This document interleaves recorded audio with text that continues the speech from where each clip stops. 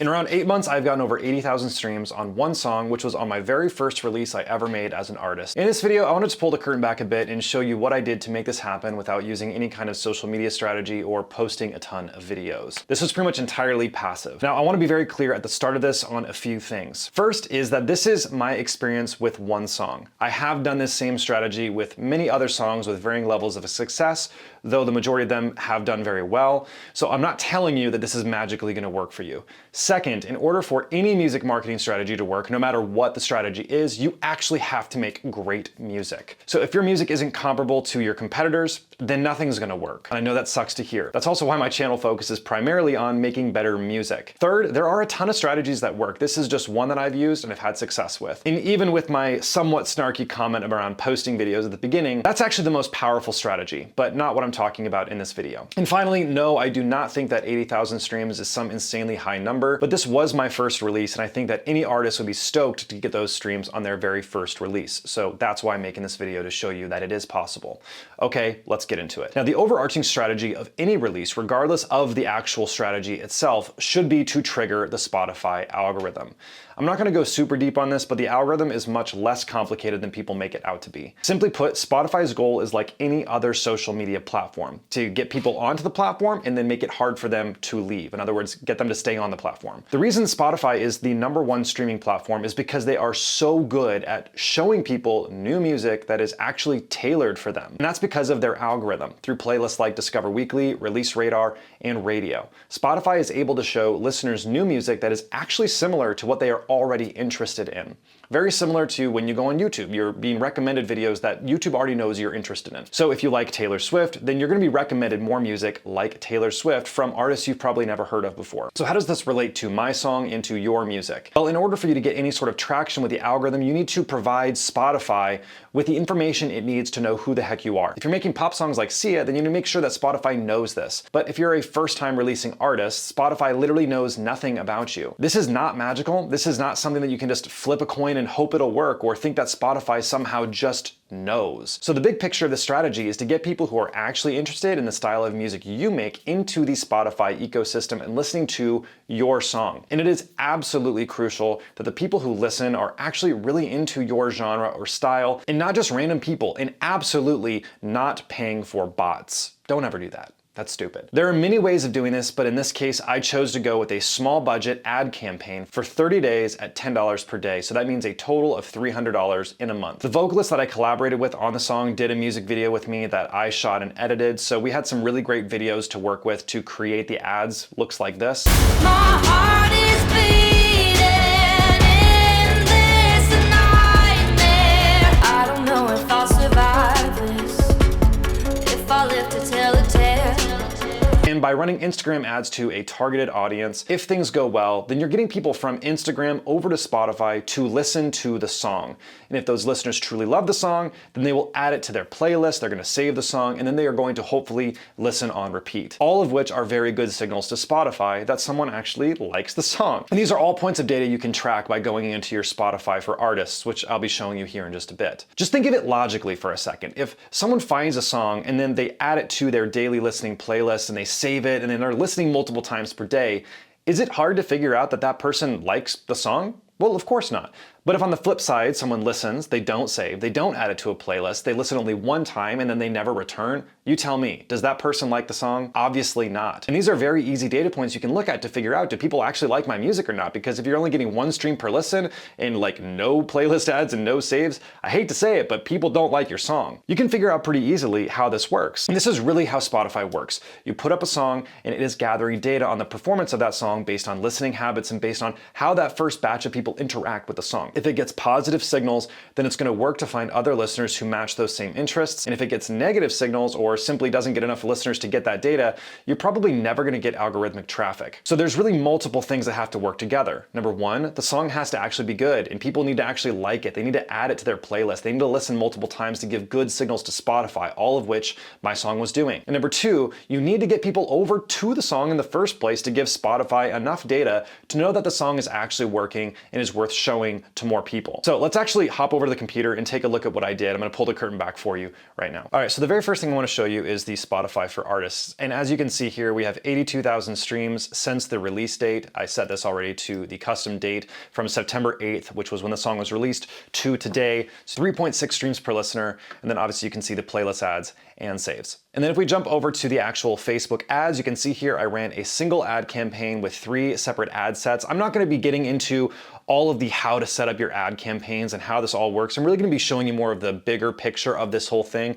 If you wanna go deep into this stuff, I did add an entire new course into Producer Accelerator 2.0, specifically on running paid ads for Spotify. And since we just launched Producer Accelerator 2.0 literally this week, we're giving a huge discount. So if you use discount code PA4LIFE here on the screen, you can get lifetime access to Producer Accelerator for the cost of only 1 year. I'll have links down below if you're interested. So as you can see here, we have spent a total of just a tad over $300, and this was over the course of exactly a month. And we ran it on 3 separate ad sets, but as you can see this one right here, it literally only spent $1 on, only $27 on this one, and the vast majority of the ad spend went to this ad campaign, and it was costing me 30 cents to get someone over to Spotify. As we can see down here, it costs 30 cents to get someone over to Spotify. Now, I've run ad campaigns that have gotten significantly less, but this was the very first ad campaign I ever ran, so I'm pretty content with this, especially considering what the actual campaign ended up doing. Now, advertising is really not that complicated. Essentially, all I'm doing is running ads specifically on Instagram that are roughly 30 seconds. I tested out different ads. You can see in here, if I click in, I had 2 separate ads I ran. One was a chorus and one was a verse. And as you can see here, all of the money was spent on the chorus, which tells you that that Facebook just basically figured out pretty quickly that the chorus was the better engaging ad that I made. And so all of the ad spend went to this, but it is a good idea to give it options to run the ads so it can basically test them against each other. So you can see this one ad accounted for all of the clicks, and we spent $271 on this single ad. 905 people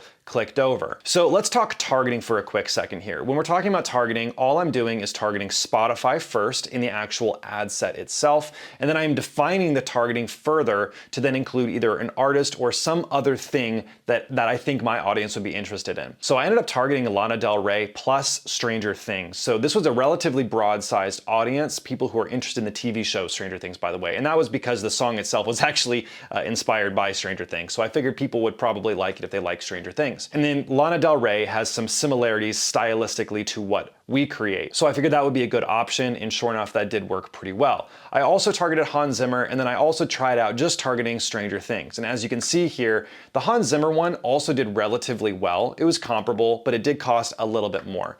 So when we see this cost per result, this is just how much is it costing to get someone from the actual ad to then click into Spotify. And as a quick little side note here, you should never run an ad straight to Spotify. You need to use some sort of a middleman to then track the performance. For me, on this campaign, I was using a platform called HypedEdit. I am a paying member. This is not a sponsorship. This is not an endorsement. I used HypedEdit. I'm actually testing out Metricool right now as well because there's so much more functionality in terms of social media management, but that's a whole separate thing. There are plenty of different examples you can use, but whatever you do use, if you decide to go down this path, you need to make sure that you can actually track your ads through pasting the pixel into this. And again, I'm not gonna get into all that here because this is really boring stuff. But as a whole, you can see we got 998 clicks over into Spotify. So this right here is actually a chart so you can see the lifetime of this entire song. So you can see here we released the song over here and we started the ads a few days after we released the song. And as you can see, initially there wasn't a whole lot that happened, but then after a couple days, the ads started picking up, we started getting a little bit of traction, and as you can see, we started to see a nice steady increase. This is around the time that we stopped running the ads. So remember, I said that we stopped running the ads exactly a month after we started. So we ran it for exactly 30 days. And initially what we saw was this drop off, okay? We saw a drop off because a lot of people are gonna say if you run paid ads, then the second you stop spending the money on the ads, you lose everything. You don't get any more streams, it all goes away and it's all terrible. And that is certainly possible. So I'm not gonna sit here and say, oh, that never happens. I'm not saying that at all, but I will say that if the song is giving good signals to Spotify, then you're gonna have a much greater chance over the long haul of that song performing well algorithmically. So when we're talking about running paid ads, the goal is to trigger the algorithm. The goal is not getting streams. So I think a lot of people have some misconceptions around paid advertising. They think, oh wow, so you spent $300 to only get 1,000 people over to Spotify? That's not worth it, because that's only like maybe 3,000 streams or 4,000 streams that you just paid for. But that's completely missing the point of what the ads are for in the first place. We're not trying to get streams. Of course we want to get streams. Of course we want to get this, to get some streams so we can feed our egos, I guess. But the problem with thinking that way is you're missing the entire point of the ad campaign to begin with. The ad campaign is not just about getting streams in a month and then hopefully it does okay in that month to then make up the cost. You're gonna lose money at the beginning. That's just a part of the game. The goal is to trigger the algorithm to then make you more money on the back end. What we can see here is that after we stop the ads, up until about today, essentially, it got the overwhelming majority of its streams. So when we're looking here, you can see this right here is when the algorithm really started picking this up.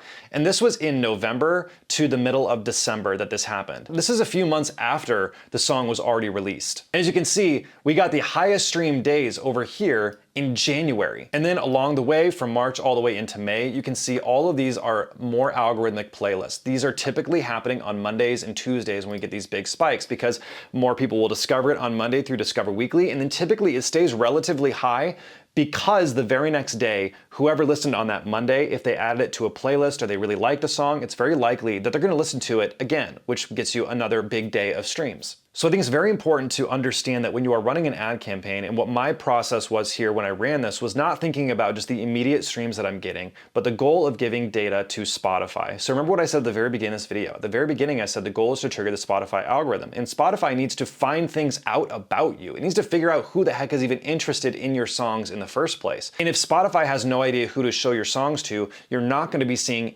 any of this. You're not gonna be benefiting from any of this. So for example, you can see here the streams per listener, 3.6 streams per listener. This is a good metric. And this is also, by the way, evidence that this is not bots. If you're paying for bots, by the way, you would be seeing these crazy spikes and then immediate drop downs, and you would not be seeing your streams per listener be like this. So let's actually go into here and let's set this so that it's running from the time that I ran the ad. Let's just do from the time I released it to the time I think I stopped running the ad around here. So you can see this was when I was actually running the ad, and I was getting almost 6 streams per listener, okay? What does this tell you? And you can see I got about 10,000 streams in this time period. So we can see, first of all, that we only had 1,700 listeners, but we were getting almost 6 streams per listener. And so what this means is that the ad was actually performing extremely well, and it was getting in front of the people that were actually going to listen to this on repeat. So if you're running an ad and you're seeing your streams per listener be like really low, like 2 streams per listener or something, that's a very, very negative piece of data. You don't want to be seeing your streams per listener that low. That probably means that your ad is not getting in front of the right people, or the ad is getting in front of the right people,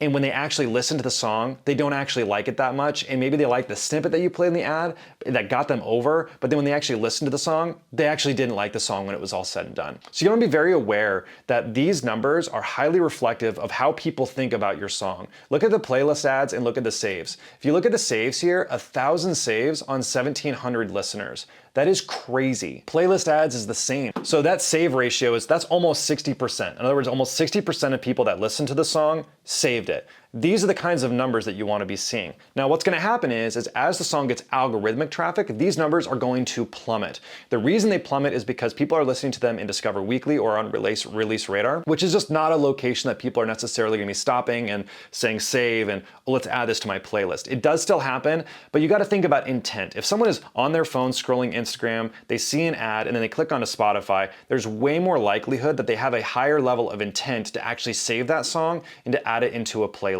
And so that's why you're going to see some of those discrepancies as it gets algorithmic traffic. So even now, if we look at the source of streams, unfortunately, we can only see the last 28 days. 55% of my streams in the last month has been from Spotify algorithmic playlists. And this is just more of that evidence that this is not bots. This is not one of those things where it's like inflating numbers to look good. This is actually working to trigger the algorithm when you're seeing that the majority of your streams are coming from the algorithm. I really wish I could actually show you the source of streams from different time periods, because you would see the overwhelming majority of the streams on this song came from, you guessed it, Spotify algorithm. I just want to show you the last thing here. Just from January 1st till today, which is May 17th that I'm filming this, we've done 50,000 streams.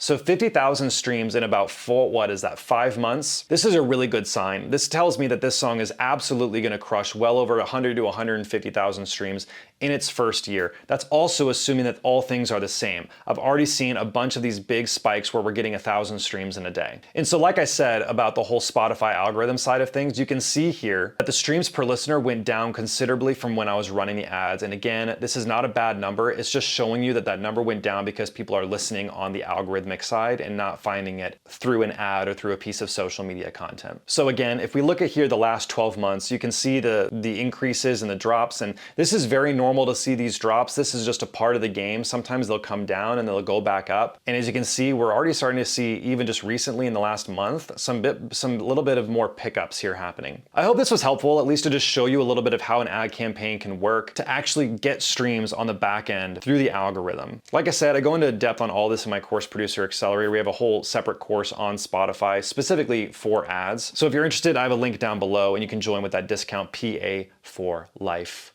We'll see you in the next one.